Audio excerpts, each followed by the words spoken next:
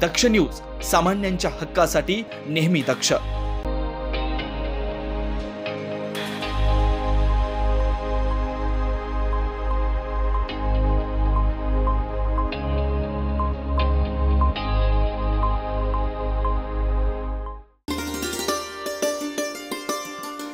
शासकीय वैद्यकीय महाविद्यालय नाशिकला मिळाले आहेत त्यांचे पहिले देहदान दाते।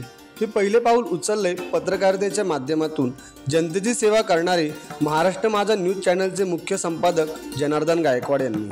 आपल्या शरीराचे मरणोत्तर दान करून त्यांनी डॉक्टर होऊ पाहणाऱ्या विद्यार्थ्यांसाठी एक अमूल्य संधी निर्माण केली आहे।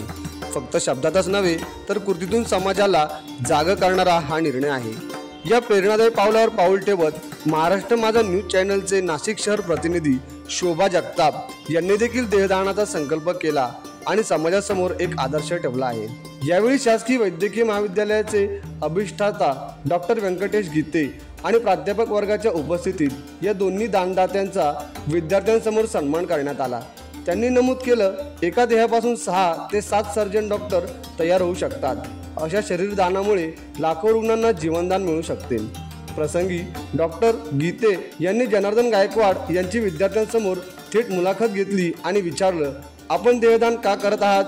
यावर त्यांनी उत्तर दिलं, मी पत्रकार आहे, लोकांसाठी काम करतो। मृत्यूनंतर माझं शरीर जळून प्रदूषण करेल यापेक्षा ते डॉक्टरांना मिळालं तर लाखो जीव वाचू शकतात। माझा देह कचरा नाही, जो समाजासाठी उपयुक्त आहे। एक पत्रकार केवळ समाजाच्या प्रश्नांना वाचा देत नाही तर समाजासाठी स्वतःच्या शरीराचं दान देखील करू शकतो, हे त्यांनी कृतीतून दाखवून दिलं आहे। Doctor Gite, doctor Sandeep Gundre, doctor Shriram Gosai, doctor Deepanjali Lomte, doctor Smita Awhad, doctor Vaishali Aturlikar, doctor Anita Jadhav, doctor Pratima Gedam, doctor Jitendra Singh, doctor Sujata Muneshwar आणि डॉक्टर दीपाली भगत या सर्वांनी दोन्ही दानदात्यांचे मनपूर्वक आभार मानले आहेत। दिनेश पगारे, दक्ष न्यूज, नाशिक।